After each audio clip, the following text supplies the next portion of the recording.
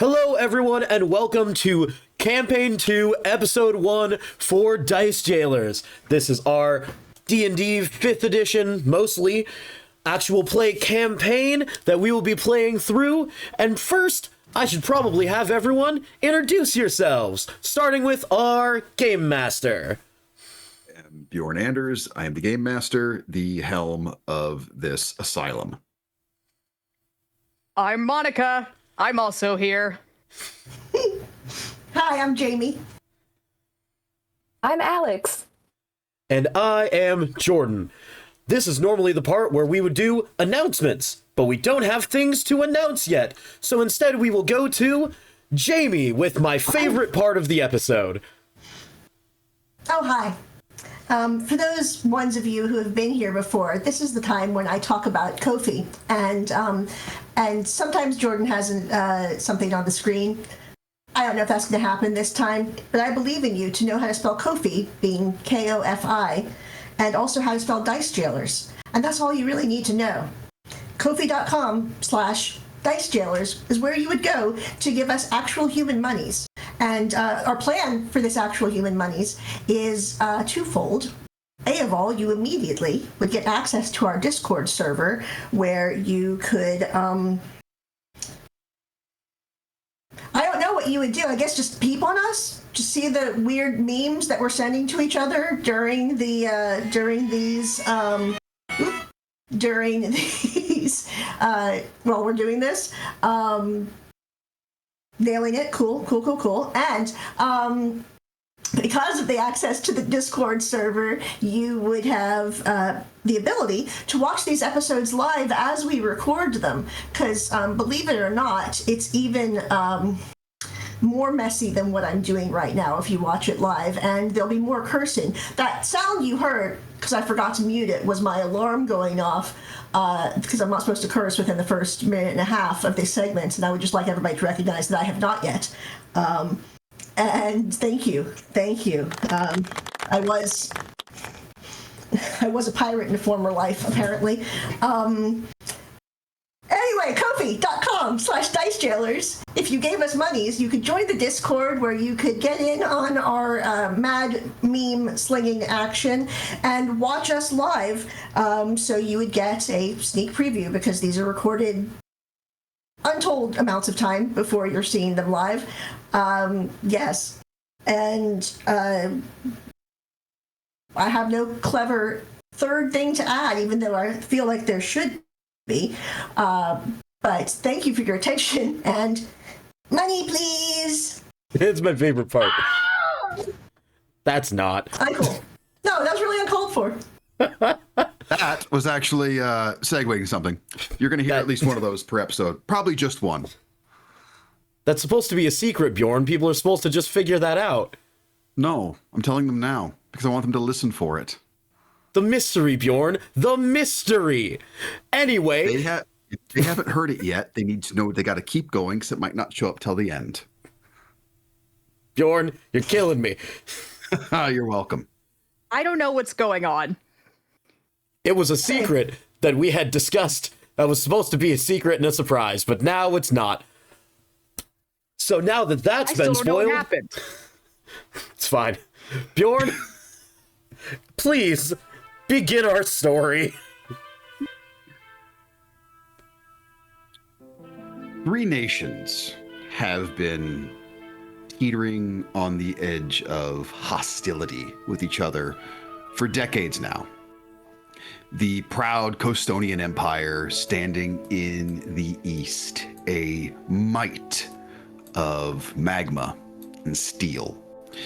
The Central Alluvial Dynasty, the oldest nation on the continent, a bastion of patience, wisdom, and magic, and the comparatively fledgling kingdom of Zuria, a nation built upon unity, upon the notions of community support, brotherhood, a place where economic disparity is not non-existent, but is much less than anywhere else in the continent. we turn our eye to Cladborough, the city that remembers. A city built on the required giving back to your community through your service. Everyone being conscripted into the military in some way. As an example of, if you are a smith, and that is the entire basis of income for your family, no one's going to make you join the infantry and your family have no money to come in. You're just going to be making arms for a while, as everyone supports everyone. The most dishonorable thing Azurian could do, particularly Azurian in the city of Cladborough, is not help out a fellow citizen if they have the means to help. This is the place where we begin. Now, not all of you are Azurians, but you have made this place your home or your resting spot for some time. News in the past week has been rampant across all of the four nations, as they've recently become, as a fledgling civilization towards the south has just begun to unify. Along with news of this, Professor Ibrahim Zarandus, arguably the most famous mage across the entire continent, who just recently learned how to stop time itself for a scant few seconds, has disappeared without a trace. The Alluvial dynasty being concerned of what the ramifications of someone fully understanding chronomancy might be, has asked him to come in for questioning. With the rising tensions between the Costonian Empire and the Alluvial dynasty, and the strengthened relations between the aforementioned Costonian Empire and your kingdom of Zuria, the Zurian people are very much on edge of what the dynasty is about to do. The entire city is bustling with archmages running through the streets. Military motion has increased tenfold as soldiers are running through drills, escorting nobles and mages to and from their various positions. And each of you receives a summons. We start with Xavier, busking on a corner, working on some new songs. Please tell us who we see. You see a 6'2" tall, dark-skinned elf wearing a relatively simple tunic under some very weathered brown leather armor. Everything on him looks as though it's been painstakingly taken care of and repaired by hand and self-tailored by someone who knows a little bit of tailoring, a little bit of leatherworking, at least enough to keep their clothes together. But everything looks old, but just well taken care of. Let's see, like about 5 years old, I'd say. At their left hip, they have a rapier and a scabbard that, when he moves, that blade kind of clatters in the scabbard. This is not the one for this blade. And on the ground in front, you can see the case for his loot open, and there's like maybe a copper in there. And the only bit of his clothing that is worn that looks not weathered is a brilliant emerald cloak that they wear that is almost the exact same shade of green as their eyes. You can see they're completely clean shaven, as well as the sides and the back of their head is shaved with long braided dreadlocks from the top that go down about halfway down their back. And that is Xavier. As you are playing, individual makes a beeline towards you. You're quite focused in your music. You know what? First roll the campaign. Give me a perception check. All right. That is a whole 12. Nice. You do roll high enough to notice them. They're not trying to be terribly unseen. You see an individual, definitely a traveler, hunter type. You can see a longbow slung across his back, faded leathers of somebody who's definitely seen battle, and just comes directly towards you, leans in, says to you, "Your last payment was received. Thank you. Here to deliver a message. Be at the Vulgar Jester by midday. Don't be late. The house thanks you." He walks away. Can't fit that into a song at all. As you ponder that, our gaze comes over to an orc. The image of the Platinum Dragon, which is quite abundant in this city, stares down at you. Monica, who do we see as this massive statue looms? Yeah, you see Varsha. She is an orc. She is wearing full plate. She is serving Ring of Keys lesbian. Yes. You know what I mean? Yes, I do! First musical theater reference of the campaign. Yeah, so she's serving Ring of Keys lesbian. She is, but the only thing that you really notice about her is how sort of unnoticeable, unremarkable she is. Her skin is grayish. The armor isn't very shiny. She doesn't really have any distinguishing features, kind of intentionally. She's tall, she's big, she's about 6'5", and she is in an area where orcs are not necessarily the dominant race. So she does stand out just by nature of being an orc, but everything else is intentionally trying to make you look past her. You go, a guard, and keep looking.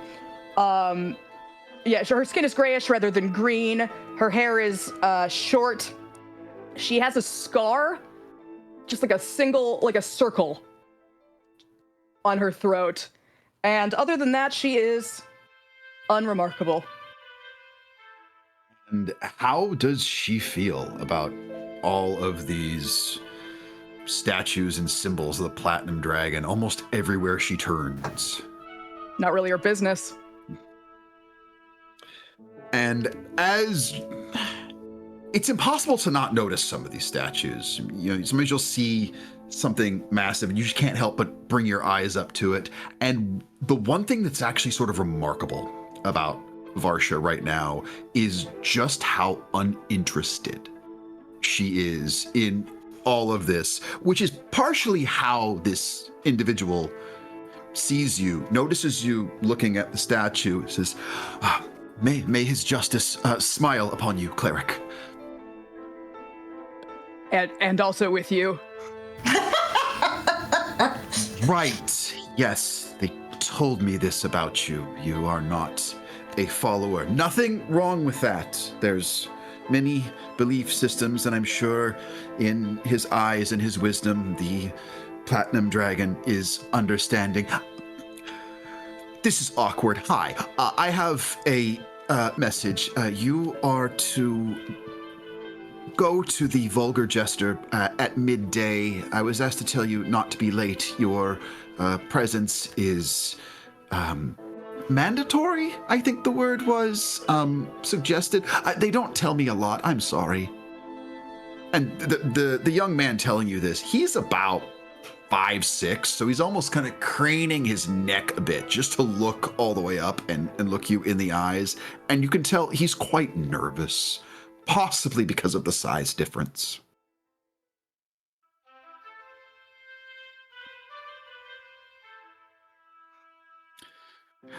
Right, I should probably be polishing a statue. Thank you! And he will scamper off.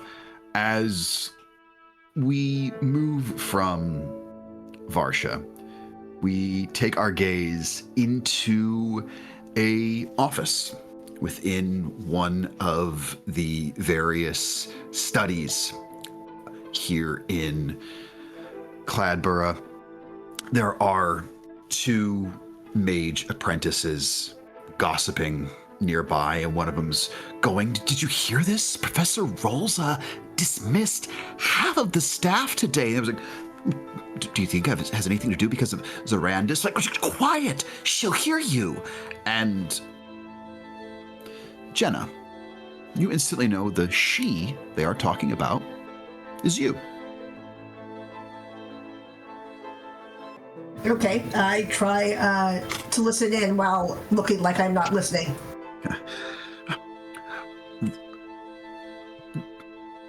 Roll a d20 and add your... Just roll a d20 for me. I was gonna say, like, I got no performance. I don't know what an eavesdrop check would be.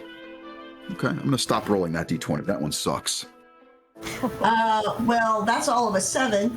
You still beat my 4. So I'm not rolling that one anymore because it's rolled a 3 and a 4 thus far for me. And so what you're overhearing is, Rolza had said, and you recognize the name of Professor Rolza as being your employer specifically. And I overheard her saying something about how was the way that she put it? She was saying that maybe he had gone to the crossroad? If you have any idea what that's about? Like, I don't know. I'm only a second year here, for goodness sake. Look, all I know is that she has been out of sorts ever since Ibrahim Zorandis disappeared. You know they were constantly in contact, and apparently she was a regular confidant of his. As they are bantering, Professor Rolza enters the room. They both come to full attention at the sight of her, this orcish wizard, not young. She comes straight to you, Jenah. I need you for something. Yes, ma'am, what is it? The tavern, the Vulgar Jester. You know where it is, yes? Midday. Don't be late. To do what? Don't be late. It's important. Do you remember the scroll I gave you? The message? Oh, yes.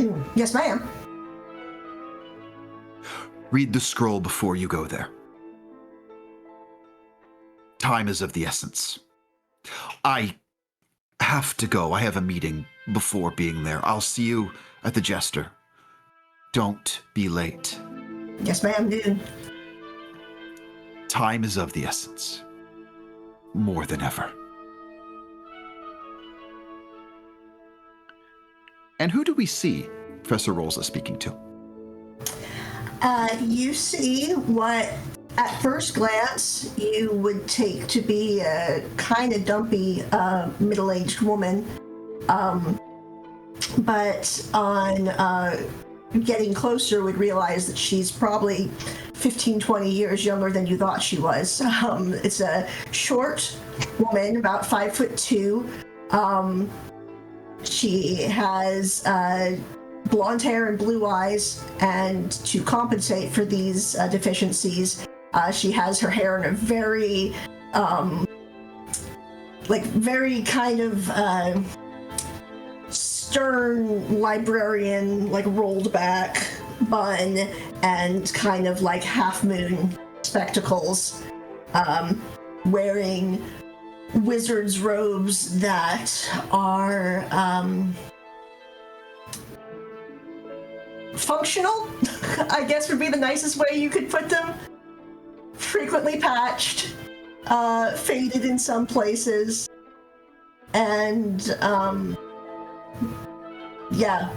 she's surrounded by books and scrolls. And as soon as she got this assignment, you see her kind of straighten up and in this very deliberate and organized way is putting everything back into different pouches and satchels. It's clear that there is a system. Yep. And lastly, we take our gaze from Jenah down into the Sundial Bazaar, located within the middle of the city of Cladborough, a bustling market that brings us down to the site of a halfling. Etty, who do we see? So you keep looking down and keep looking down, and you see a pretty small, even by halfling standards, little lady who looks absolutely exhausted. So tired, a little lost looking. She has one piercing green eye and one eye like the color of a dark chocolate. She has black hair with just streaks of white in it, even though she doesn't look older than 25. And if you look closely enough, squat down and look, her nose is scarred. Under her nose, she's been constantly dripping blood from her nose. Her eyes are sunken in. She looks ill but determined. And she keeps getting lost. As Etty kind of goes in circles for about the third time in the last 10 minutes, the sort of wagon wheel design of this place, it's very much sort of it's laid out kind of like the city of Rome, where it's very circular except for the spokes that sort of connect everything. And as you are passing a fruit merchant that you think you might have seen before, but you can't be entirely sure, what with your sense of direction being as it is, a halfling slightly taller than you steps out, and he holds up a hand, getting you to slow up. You'd see sort of his kind of stylishly tousled brown hair. It's about jaw length. He's got a bit of stubble, and he's kind of picking at his fingers, the dagger. He's, aye, bit lost there, aren't you? Wouldn't be if everything weren't so damn tall here. We can't even see the street signs. It's fair in what you say, but it's surprising how lost you are. You took a bit of a travel to make your way here, didn't you? People don't always go east to west just to suddenly get lost, do they? No. Might be a bit easier if I kind of knew what I was looking for. Maybe. Can I help you? It's not if you can help me, it's that I'm going to help you. Oh, great. The Vulgar Jester. It's a nice little establishment. I'm sure you've been there. If you haven't, you're fucking everything up in your time here. Go down to the fishmonger, turn right. If you hold your two fingers up in L shapes, the one that don't look like a proper L, that's going right. Go that way at the fishmonger. You'll find the Vulgar Jester straight ahead. Midday. Don't be late. If anybody asks, You tell him Thomas sent you. Thank you kindly. I'd We'll be offered to watching. get you a piece of fruit, but I've seen this guy 3 times. Like, pulls a pear from out of inside of his vest. Oh, don't worry. I help myself. Be seeing you around. Season 1 cameo.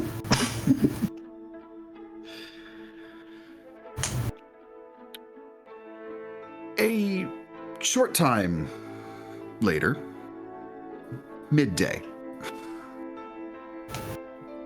How early or late do each of you arrive at the Vulgar Jester? No, I'm at least 15 minutes early. I would say Xavier gets there right at midday Right on time. and is complaining the entire time that they're walking up to the tavern. I don't know how I'm supposed to arrive and not be late to midday. What is midday? Is it noon? Is it 3? As we figure out how long it took the other two, Jenah, will you roll a perception check for me? It'd help if I had my character sheet open, wouldn't it? Perception, that's an 11. 11. Okay. And then, Etty, how close to on time do you arrive? I think I get there exactly on time, but it's because I started heading there the second that this person told me where I was supposed to go. Okay. And I just make it. Lovely. And then, Varsha, how about you? I think when the other characters enter, Varsha's been there the whole time. Varsha also left immediately after being summoned, but is doing that to sit in the corner and sort of see what is happening in the Vulgar Jester ahead of time. Sit, drink, brood, and be left alone? Yes. So, as you arrive, Varsha, you are summoned over to a table by this older orcish woman. You can tell by the robes she's wearing that she is a mage of some sort. Sometime later, probably a somewhat significant amount of time later, since you went straight there, Jenah, you will arrive and you know exactly where to go. You see Professor Rolza there, this heavily armored, very tall, but very plain orcish woman sitting next to her. Etty and Xavier. Xavier, as you are not paying the most attention, as you are griping loudly. You said that was a 11 or a 12 that you got there, Jaime? 11. Okay. How loud are you being about this, Xavier? I don't think I'm not like performance loud, Sure, but it sure, you're not is- projecting, but if there's a window open, you can probably hear me from inside. okay. Jenah, you hear him before you see him, and you recognize the voice. And as for Etty, because you left right then and you're just seeing this place, would you be making just a beeline for it once you see it because you don't want to be late, or are you being careful about the path you take? Being a little careful, because Okay. I'm directionally challenged. I'm not dumb. Cool. Then, Xavier, I will not make you make a dexterity saving throw to not trip over Etty, since you were having at the same time. If I do see a person, though, I'd love to try to fix something. Okay, give me a sleight of hand check.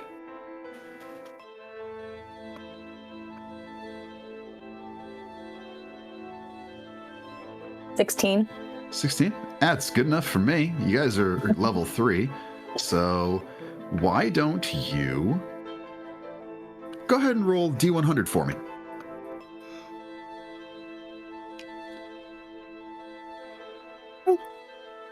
$26. 26. Oh yeah, we'll figure out what you get here in a moment. Say when you enter, looking about, there's clearly one table more interesting than the others. It's got two orcs at it, one of which is clearly a mage, and another mage there. And you're smart enough to know this might be where I was being sent. And as you're looking about, a kind of middle-aged human male sees you, and he goes, heard about you. If Thomas sent you, you want that table over there, as he's exiting the tavern. Said human almost runs straight into you, Xavier, looks at you, nods, and walks out. And Xavier, looking about, you definitely recognize two people in this establishment, and they are both sitting at the exact same table. You've certainly seen and met Professor Rolza before, and you know the woman seated next to her.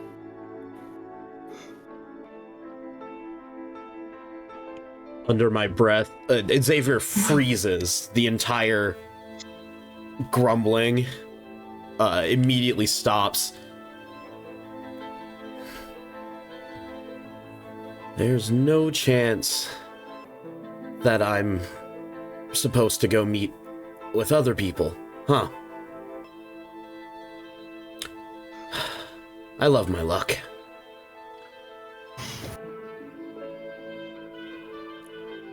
And I'll walk over. Xavier. Yeah. Hey, bookworm.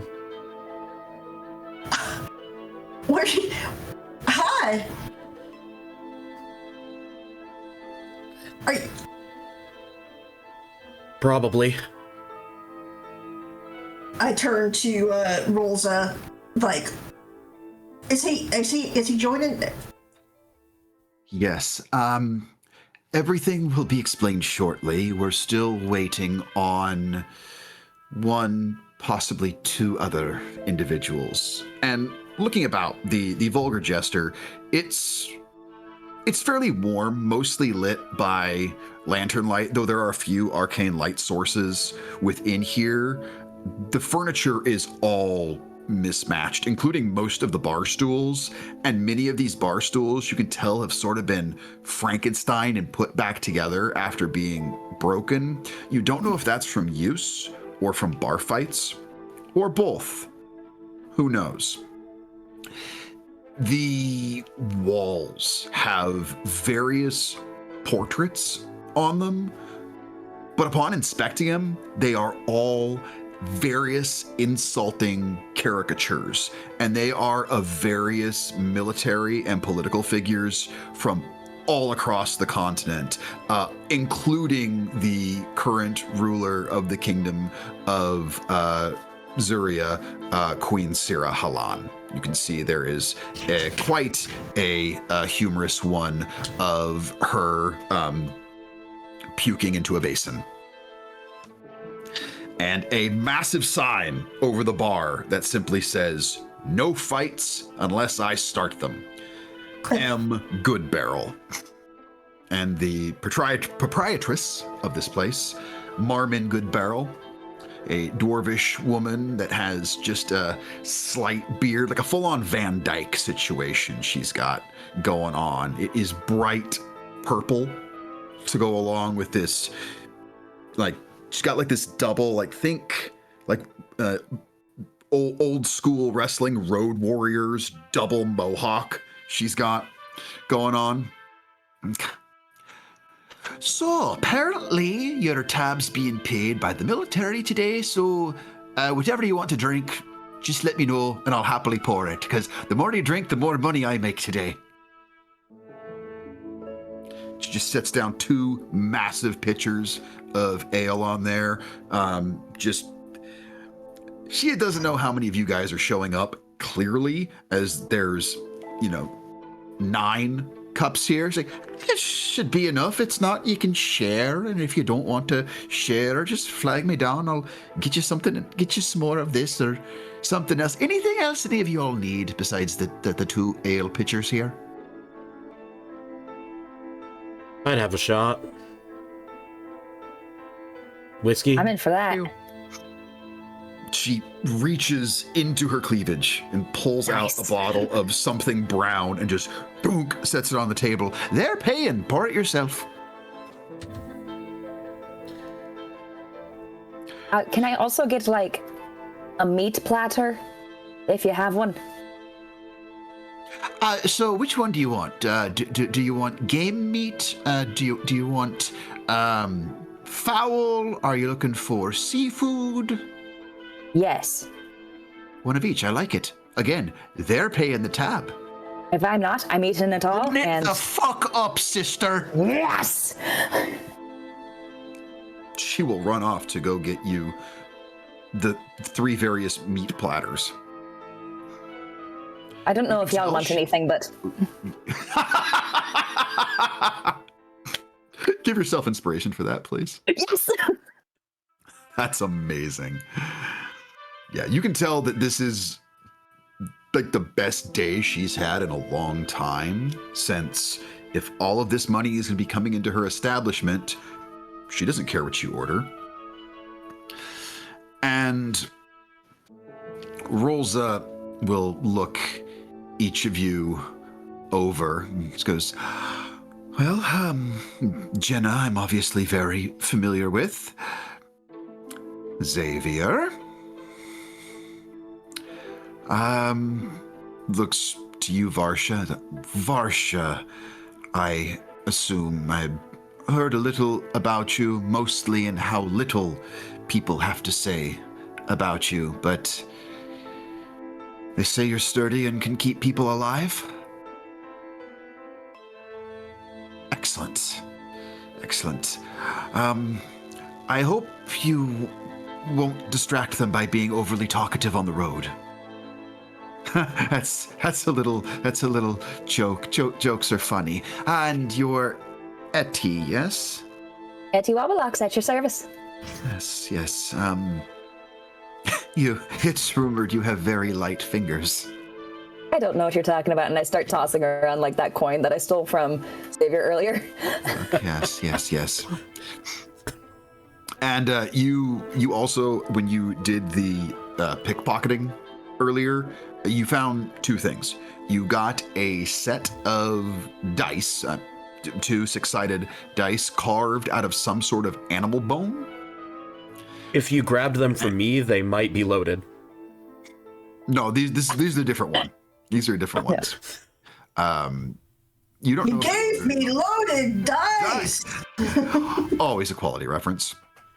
And the other thing you were able to get is a pewter bottle with a cork stopper in it. There's nothing in it. It's just a very nice looking bottle. And it's got, from the bottom of it, sort of like carved into it, the image of like octopus tentacles snaking up around the sides. Yeah, it's pretty cool. But it's a little on the delicate side because it is made of pewter, which is not the sturdiest metal.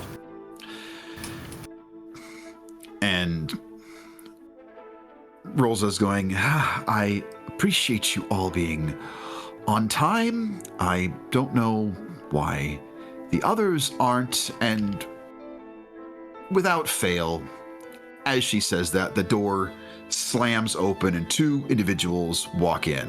A muscular human male, looks to be about early to mid 40s, just bright, fiery red hair. He's got a sunburn to match it, chainmail armor, large round shield on his back, and a mace dangling from his hip.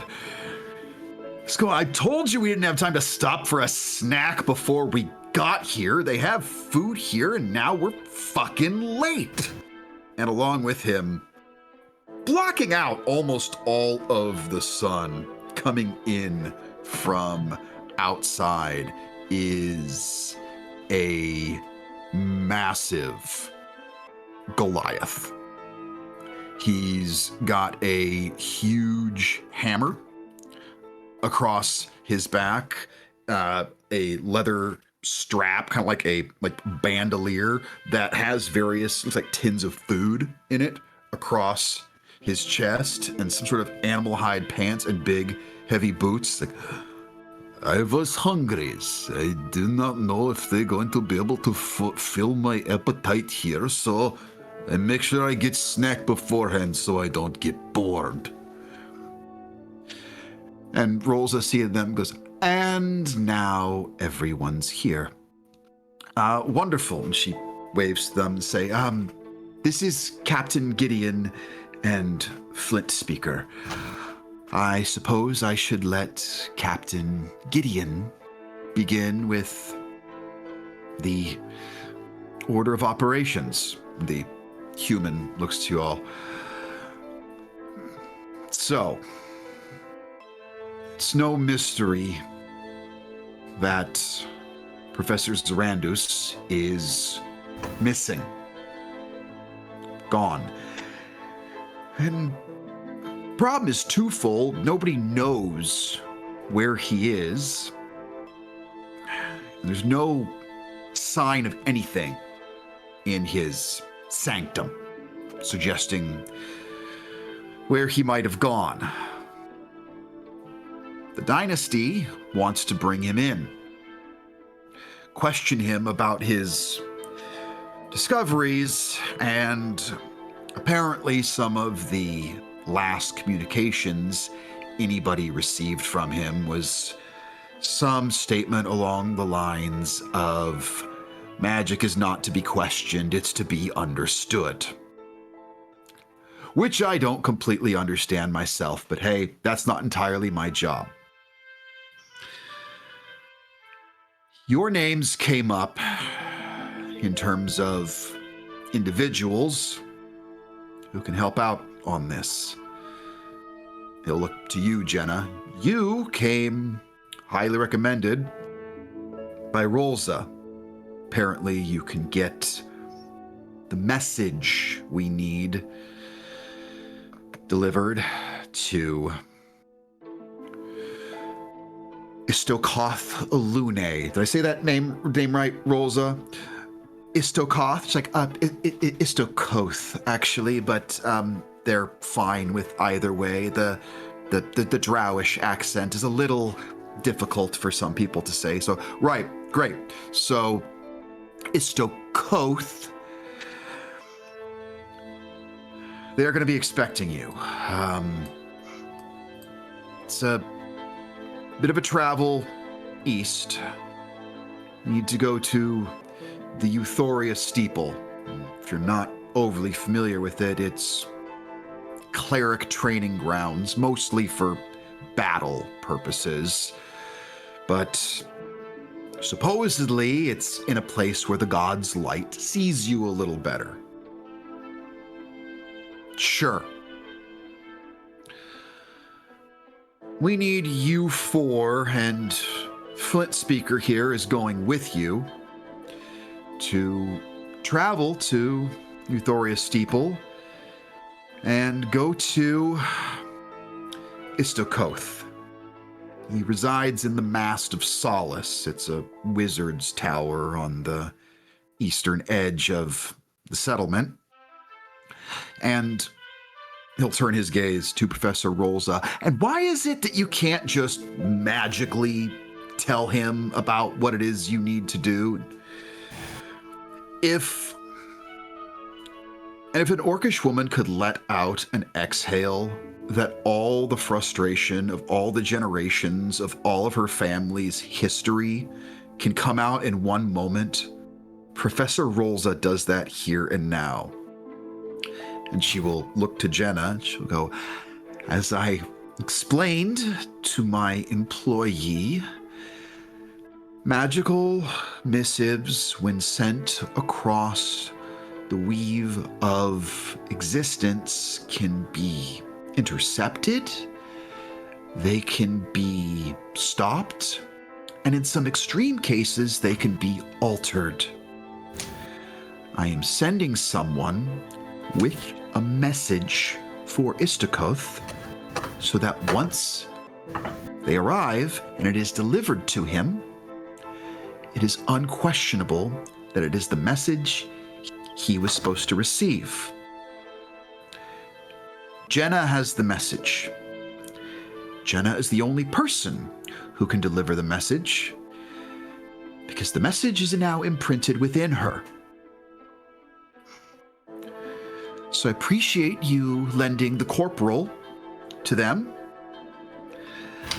This will all be looked upon very favorably on all of you by the kingdom. And I can assure you that, as I have been assured, you will be well compensated for this. How well?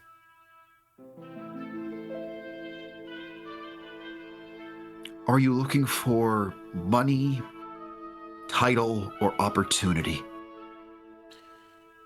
Money's fine.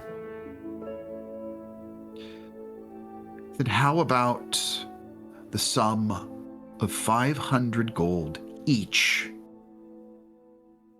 when you return? I mean, I wasn't necessarily speaking for the whole group, just myself. No, I don't know. 500 gold sounds pretty damn good, if you ask me. Rolza stares at you hard, Xavier. You have tested my patience before. You have upset my employees before. So I'm only going to say this once. I know what you do, and I appreciate it. And I think it's a good service. That said, do not mistake my kindness for weakness or stupidity. Ever. And do not think my patience goes very far. I don't dislike you. Please don't change that today. 666 gold. Make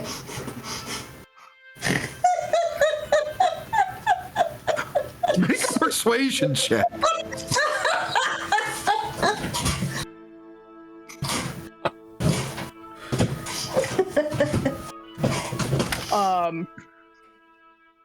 Persuasion? Yeah. 10. Nice. She So looks at -1. you, and she blinks so hard, you swear you can hear the snap of her eyelids shut. 500 gold each. No. 666 gold. I want to be left alone after this. That's my cut, 3 ways. I see. You are asking to not receive payment. Yes.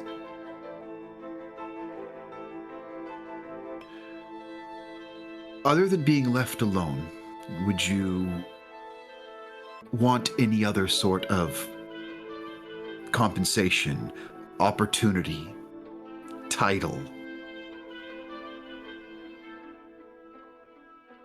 Forget my name.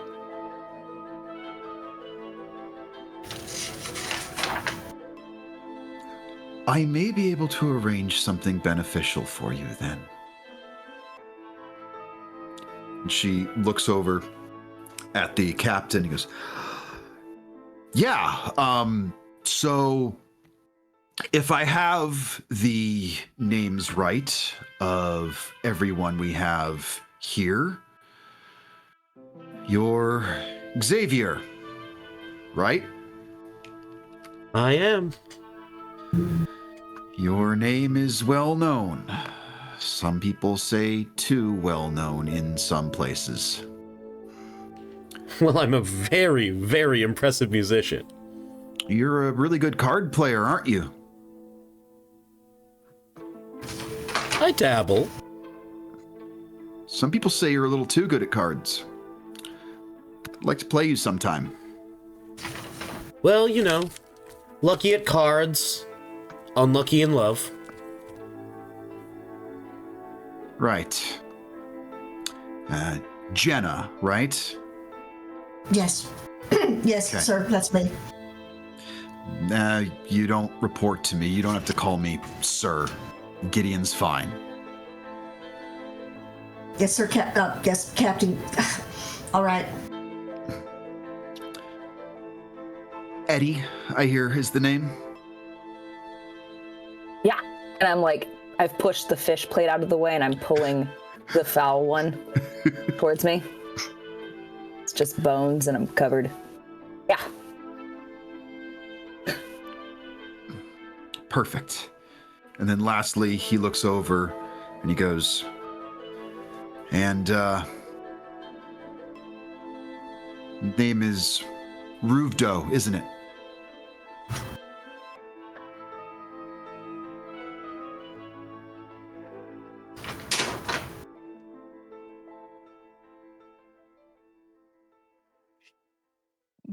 Yes.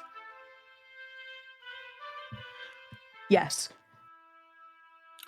I'll make sure that all official records of this have your name spelled correctly, Ruvdo. Okay. Corporal, you are to escort these 4 to Euphoria Steeple. It'll take you a few days to get there. I'll make sure things are loaded up with enough supplies. He looks the corporal up and down. Really enough supplies. Looks over at Etty and how you are just taking down these massive plates of meat. We'll send some extra supplies. Yeah.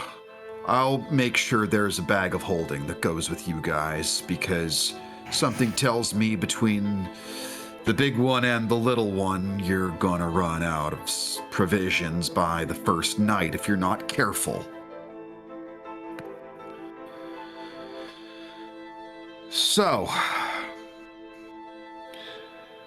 I will say good luck. And if anybody asks you who you were sent by, just give them my name. It'll get you at least to the steeple. I have that much influence. If anybody pushes back, he reaches into a pocket, holds out a small scroll, sets it on the table. That is an official writ from General Bloodshield. His name will get you anywhere in the continent. I mean across the 4 nations. Unbroken bastards. Anyhow, his name carries weight. Just once you open that scroll, it will sort of burn up and disappear after a minute, so you'll only be able to use it once. Save it for when you need it. And if you end up in a tussle, that's the big guys for. Well, best of luck. He gets out, he starts walking off, and as he's walking away, you hear a voice yelling out from the bar, and it is none other than Proprietress Goodbarrels. Oh, it's her it is again! You come in here and you don't buy any drinks to your own fucking self. That's right. Cheapskate. Yes, the Cheapskate Gideon. That's what they call you. Captain Cheapskate, I call you. Go fuck off and drink somewhere else, you cheap, non-paying bastard. Cheers.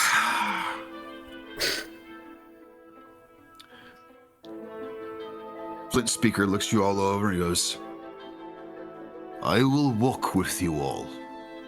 I will let you lead. I will lead if you no want to lead.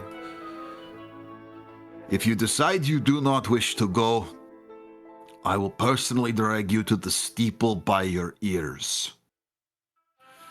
I am on official orders to make sure you all arrive safely. Safely does not mean not wounded. I am not afraid to rough somebody up if they decide they don't want to cooperate. All of that said, if anybody tries to hurt you, I will personally have to bludgeon them repeatedly. No, I was already gonna go. You don't have to persuade us. You're the big one. Yes. I thought he was talking about me and I was insulted. You're big. Hey, Yes. I am slightly taller than you. Oh, you look big and mighty, and you have nice... He hits his chest to signify your armor. He's nice and power. It stop thing from hurting. I like. I have something similar. I call it pectoral muscle. Right, my tits. Yeah. Yes, I have powerful tits. Yeah. They call me Flint Speaker, but I suppose you can also call me Power Tits if you want to. And we will. Writing that down.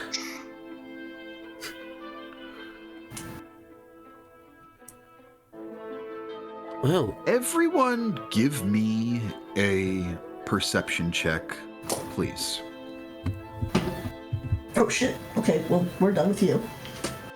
oh, Just let me know if you get a 15 or higher. I certainly I do. did. 15. Sounds like everybody but Jenah. That makes sense, only in the sense that, Jenah, you have been tasked with something very significant in all of this. And it would make sense that your mind is very much on that. You're possibly even checking in directly with Rolza. A few things in this place you pick up. There's this... They all come to the same place. There's this corner table with 3 individuals at it. Xavier, you hear them talking, and you're able to pick up a few words. You hear one of them says, I'm pretty sure that one's Rolza's apprentice.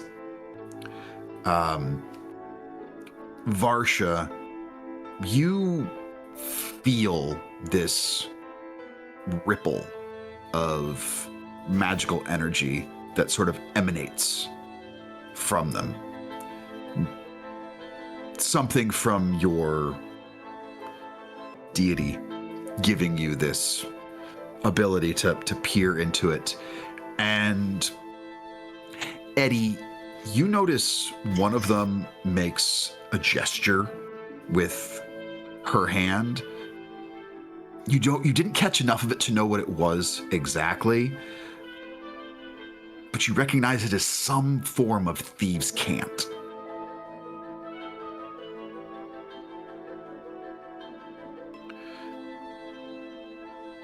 Flint Speaker is delivered a leg of mutton. He begins to dig in. I'll lean in to the closer to the center of our table. So was I the only one that heard them talking about us? Didn't hear any talking, but I recognized a little something something.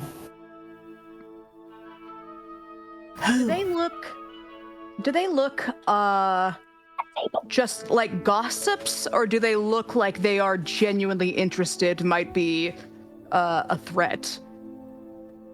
As you are now actively looking at them, you had already picked this up on your perception, you're able to clock sort of the way that they're discussing and looking over at your table.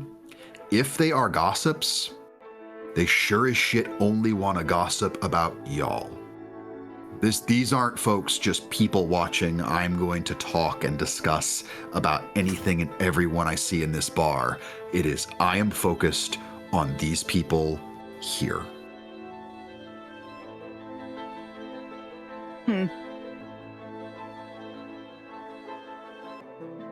Yeah, Jenna has no stealth to speak of. So, she asked who, and then she's probably trying to look around and is not subtle. I mean, it's not like full standing up in the chair, like craning, but it's just like, who's talking about us? Do you point these individuals out to the rest of your table? I'm gonna kind of be like, you need to calm down a little bit and kind of stretch and try to subtly point and try to be nonchalant about it. Okay. We're going to need to work on something real quick. Do I recognize any of these people? Give me an investigation check. Try it. Oh, I'm actually good at that. Let's see. 17. 17. Looking them over, now that you have seen where to look, you do not recognize any of these three individuals. But now that you're looking over them, what you do see is they appear to be adults in face. You would guess mid to late 20s. One man, two women, and as you look over them, their features are very delicate, and you notice the signature pointed ears of elves. And it quickly clocks with you that it's impossible to really know their age just by looking at them, because it takes a long time for elves to age. And in your investigation, you can see underneath two of their cloaks, and you're smart enough to assume that the third would have it, is a very clear symbol of the Alluvial dynasty. The nation just to the east that is looking for Professor Zorandus.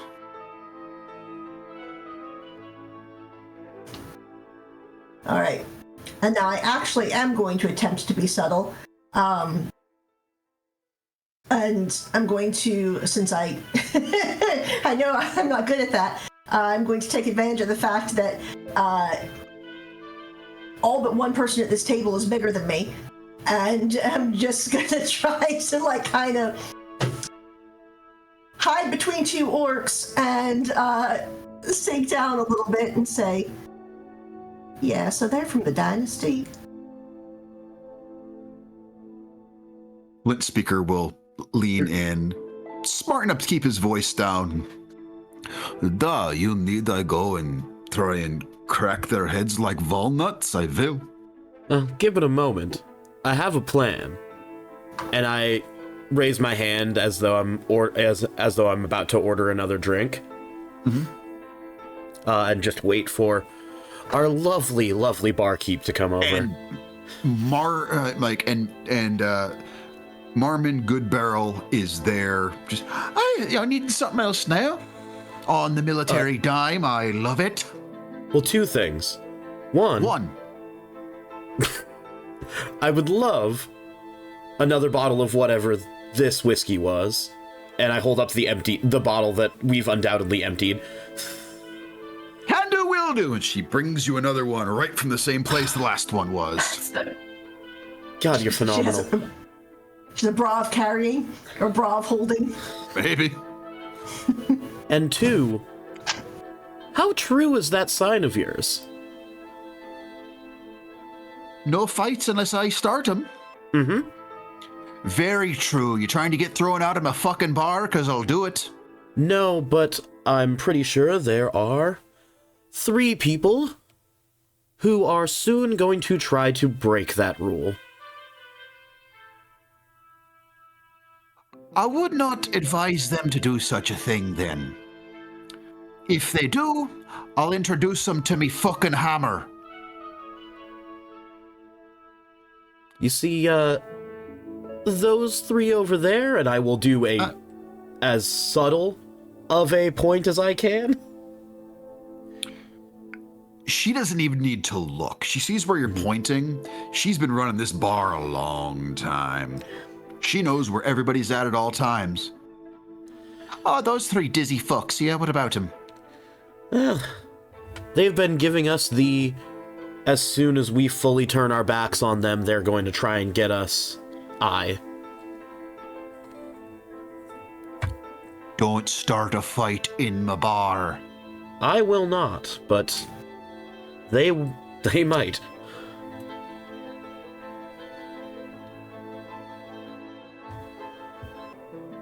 I'll keep an eye on them. Wonderful. Y'all are VIPs for the next however long you're here, or what the feck ever. I don't know. Keep running up the tab. You're not paying for it. Lovely. So now it's not our fault if a fight starts. Genuine question. And maybe this is for you too, Power Tits. Are we trying to leave now? Or when? And also, what? And where? And also, why? Why? You get it. Rolls yes. You all should leave as soon as it is convenient. The where is Euthoria Steeple, that is to the east. The why is to deliver a message to Istakoth. We're taking a message to Istakoth, to Istakoth, to Istakoth. We're taking a message to Istakoth. I would give you inspiration for that if you didn't already have it. The who is all of you. It's the who, the what, the the where, the when. I said soon. I think I've covered all of them now, haven't I? Captain Gideon said he was going. That's the wrong accent. Captain Gideon said something about getting us supplies before we took off. He'll meet you at the main gate, I'm sure. And just so we're making sure, really, I don't actually really remember any of your names. Etty doesn't. Alex does. But Blondie, here, most important person to get there? Because of message? I don't want to put it like that, but yes. Why not? Yeah, right. Goals. All right. Well, I've eaten 3 platters of meat, and unless I'm getting 3 more, I'm ready to go whenever. The last thing to be aware of, you'll be able to set out on the road mainly if you want to travel by cart with some of the merchants heading out. When you reach the Prapset Knolls, the hills are a little rough to travel by cart too long. You may be better off by foot for the last leg of the journey up to Euthoria Steeple. All right. There are some very nice walking trails up there, though, if you're into that sort of thing, so... I'm sure they're worthy of a song. The sound of wooden chairs scraping across the floor can be heard as the 3 individuals at the table that were eyeing you stand. They walk directly over to your table. Now that they're up closer, you can see one of the women, just by some streaks of silver in her hair, looks to be a little older than the other 2. She's standing in the middle, flanked by the others. If there's a leader of this trio, it's her. And Etty, she's the one that you did see doing the thieves' cant. She looks over all of you. The dynasty will be watching. Well, of course, I'm gorgeous.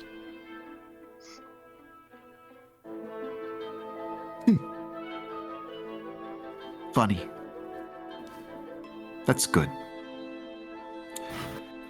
Being in a good mood is important right now. We can work together on this. Not us and you directly, no. We're here just to let you know. We'll be watching. The dynasty will be watching. And this can go one of two ways.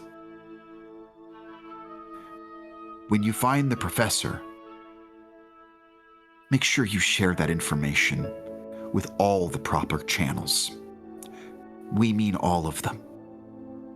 I'm sorry, point of order. This is Jaime asking. Yeah. I was about to say something. Where I know that the dynasty wants to talk to Professor Ibrahim Zarandis. Where is he from? He is a Zurian. He is from your nation. Oh, okay. In that case, a Zurian citizen. Okay, good. In that case, Jenah is going to, draw herself up to, like all 5'2" of her height, and say, I'm begging your pardon, but I do not see what business it is of anyone from the Alluvial Dynasty to speak to a member of the kingdom about another member of the kingdom. We do not answer to you. Professor is considered a threat in terms of the knowledge of chronomancy.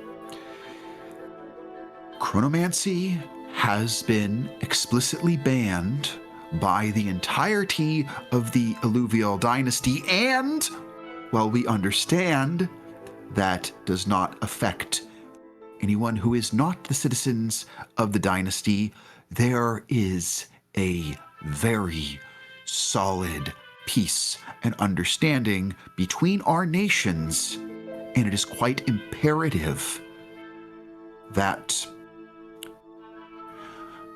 potentially dangerous individuals of another nation aren't flaunting power recklessly. Surely this is a matter for politicians. We're just hired swords. I think maybe you should speak to your higher-ups and our higher-ups. Nothing to do with us. You all should listen to that one. Oh. Nothing to do with you. That's so interesting. We were also asked to pass a message along. Would you like to know what it is? Sure.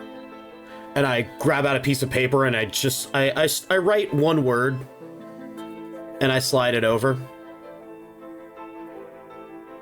Pick it up and look at it. It says Bofa.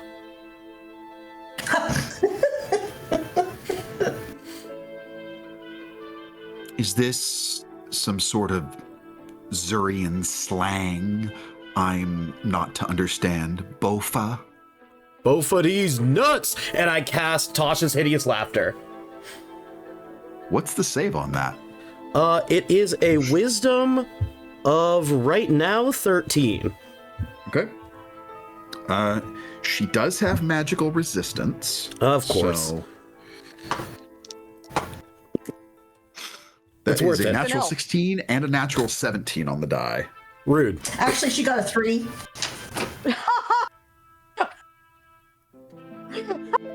Good use of it. Good use of it. I will say, mechanically, important is to be used before a die roll. However, Sorry. no, do not apologize. I'm saying, however, this is an awesome use of it. This is also our very first session, and I know you have not played a divination wizard before, so I am not going to be fucking pedantic about it. And that's funny. And so as this is cast, and Jenah, you seeing that this elf has the resistance, you're able to put this into the air. How does your portent take shape in this moment? I've given this no thought, so we're gonna have to make it up right now. Well, as you do that, I'll ask, do we see any sort of arcane energy to go with your Tasha's hideous laughter? I mean, I think you can see as I actually cast the magic, off of my hand, it's just a little glittering golden duo of walnuts that flies over. So he's in fact these nuts. Yeah. I love this. I love this. And any thoughts on your portent there, Jaime?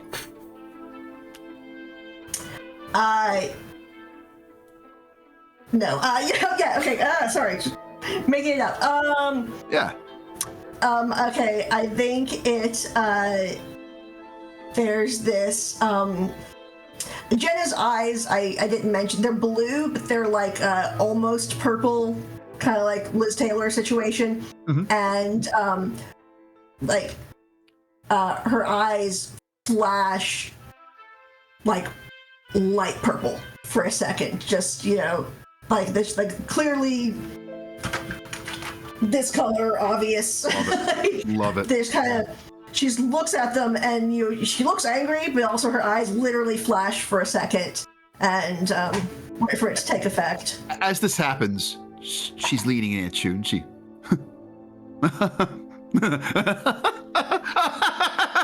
She falls to the ground. She's like, both of these nuts. The other two with her, they're going, Ambassador, what, Ambassador? And Rolza is going, this is where we leave. And I make for the door. Flint speaker, is good pleasure to meet you, Ambassador. Varsha has been holding a coin this whole time, and on one side of the coin there is an eye, a wide open eye. On the other side there is a crescent moon. And as she walks out, she waits for everyone else to go first, and then goes out and she flips the coin, and looks at one of the other ones. Let's see. And it comes up heads, the crescent moon. So if one of the other ones could make a wisdom check as well. This one does not have magical resistance, so that is a natural 19. Okay, well, then he is going to take half as much damage. He's just going to take 3 psychic damage as the coin comes up, the sign of Coralon, and Varsha tucks it back in her pocket as she leaves. The last thing you see as you leave is this elf that you hit with this psychic pain. He can tell it came from you, but he's able to just see the image of Coralon on it. And in seeing that, he is torn. He wants to get some sort of vengeance on you for doing this to him. But the sight of his beloved deity, he just kind of freezes in the moment, and you are able to get out of there. You are all headed to the main gate of Cladborough, ready to set off towards the east. And that is where we are going to pick up the next piece of this adventure. As you now know what you are doing, the campaign begins. The story unfolds, and you four are part of whatever the fuck is about to come next. That's the beginning. We'll see what's next, and we will find out what chaos awaits. We're back, baby!